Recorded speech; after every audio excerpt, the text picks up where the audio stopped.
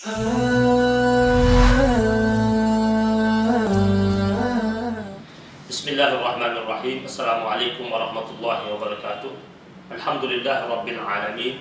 Wassalatu wassalamu ala asyrafil anbiya wal mursalin Nabiyyuna Muhammadin wa ala alihi wa ashabihi ajma'in.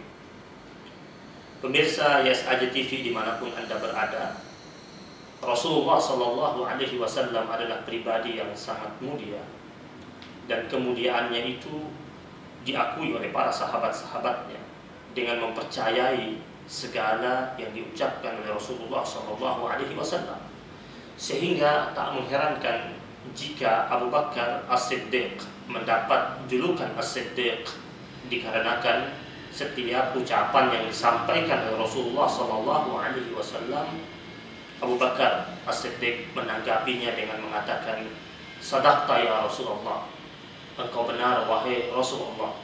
Sehingga akhirnya Rasulullah Sallallahu Alaihi Wasallam menyematkan padanya julukan Siddiq tersebut. Ada suatu kisah yang menarik yang mengkisahkan salah seorang sahabat Nabi yang bernama Khuzaimah bin Thabit. Ia adalah salah seorang sahabat Nabi dari Ansar, dari suku Aus, yang mendapat julukan Dzu Syahadatain, orang yang memiliki dua syahadat sekaligus. Apa penyebabnya ketika ia mendapatkan julukan tersebut?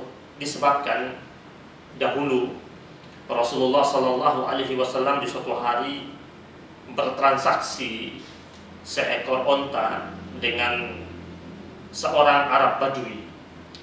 Kemudian setelah transaksinya final, selesai transaksi tersebut, ada kesepakatan harga antara Rasulullah Sallallahu Alaihi Wasallam dengan orang Badui tersebut. Kemudian Rasul mengatakan kepadanya, "Uang tersebut ada di rumahku, mari sama-sama kita berjalan menuju rumahku untuk mengambil uang tersebut agar aku dapat membayar onta tersebut." Namun di sepanjang perjalanan, orang Badui tersebut ternyata sambil menuju rumah Rasul, dan pada waktu itu Rasul berjalan di depannya dan dia di belakang Nabi.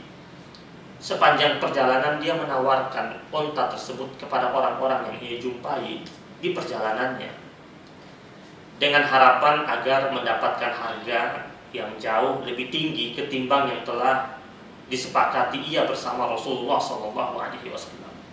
Dan kita melihat pribadi Nabi yang ia tahu itu terjadi, tapi Nabi tetap mendiamkannya. Dan sepanjang perjalanan tersebut ternyata belum saja ia menjumpai orang yang menawarkan harga di atas harga Nabi Muhammad SAW. Hingga akhirnya belum sampai di depan rumah Nabi, belum sampai di rumah Rasulullah SAW, ternyata ada seseorang yang menawar onta tersebut di atas harga daripada yang ditawarkan oleh Rasulullah SAW. Sehingga orang Badui tersebut kegirangan dan bahagia. Kemudian dia berteriak memanggil Rasulullah SAW dan menyatakan bahwasanya transaksi kita batal karena saya telah mendapatkan orang yang menawar harga jauh lebih tinggi daripada engkau. Lalu Nabi dengan santun dan lembut mengatakan kepadanya bahwasanya, bukankah kita telah sepakat tadi dengan harga yang telah aku sebutkan padamu, dan engkau pun mengiyakannya. Dan aku pun mengatakan aku akan bayar tunai padamu setelah sampai di rumahku, sesuai dengan harga yang telah kita sepakati bersama. Lalu orang Badui tersebut tetap bersikeras menyatakan bahwasanya tidak ada kesepakatan antara kita. Lalu Nabi mengatakan, lalu yang telah kita sepakati tadi sebelumnya itu apa? Dia mengatakan tidak ada kesepakatan. Lalu dia menantang Rasulullah Sallallahu Alaihi Wasallam sambil berkata, jika benar terjadi transaksi antara kita dan ada kesepakatan di antara kita, mana saksinya?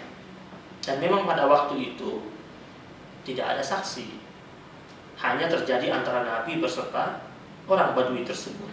Dia menantang Nabi dan mengatakan, mana saksinya? Nabi terdiam, dan orang-orang yang mendengar keributan tersebut datang menghampiri Nabi dan orang Badui tersebut, sehingga tempat itu menjadi ramai yang tadinya tidak begitu ramai.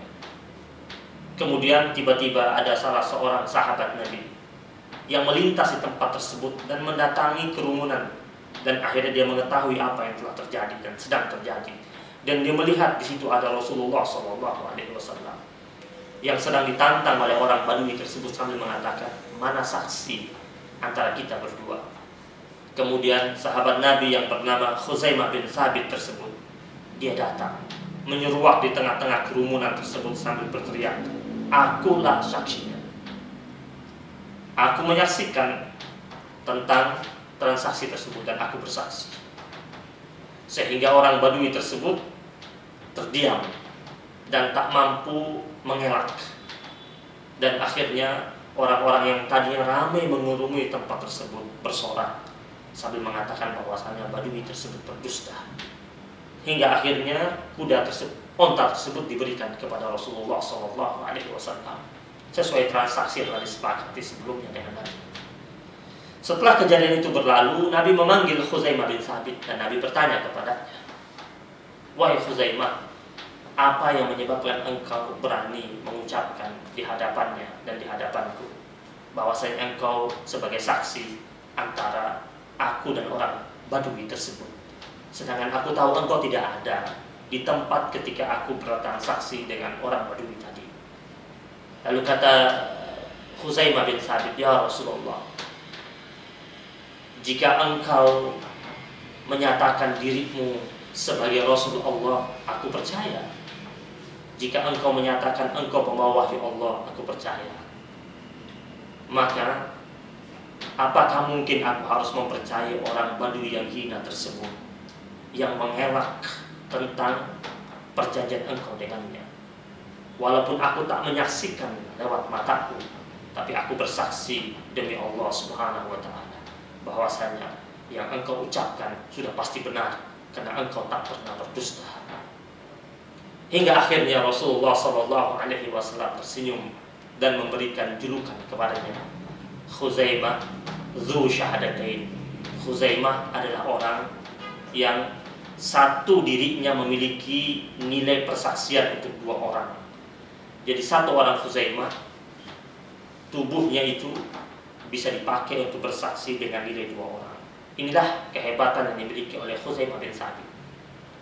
Demikianlah Khuzaimah bin Thabit yang akhirnya mendapatkan julukan yang mulia dari Rasulullah SAW, Dzu Syahadatain, orang yang satu orang dirinya memiliki kapasitas untuk dua orang sebagai syahad, sebagai saksi.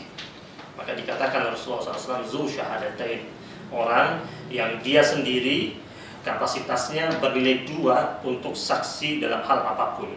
Inilah kemuliaan yang diberikan oleh Rasulullah SAW kepada sahabatnya yang begitu percaya dengan ucapan Rasulullah SAW, dan kepercayaan mereka bukan sekedar kepercayaan biasa, tetapi kepercayaan mereka adalah kepercayaan yang imani, yang bernilai tinggi dan bernuansa spiritual yang indah di hadapan Allah dan Rasulnya. Dan kita berharap pelajaran ini dapat kita rekam dalam kehidupan kita sebagai bentuk keyakinan kita yang begitu tinggi terhadap Rasulullah SAW sebagai utusan Allah Subhanahu wa Ta'ala, sehingga apa saja yang datangnya dari Allah dan Rasulnya maka sudah pasti mengandung nilai kebenaran dan harus kita percayai dengan kepercayaan yang imani, sehingga akhirnya menjadi baik buat kehidupan kita dunia dan akhirat. Barakallahu fikum. Wassalamualaikum warahmatullahi wabarakatuh.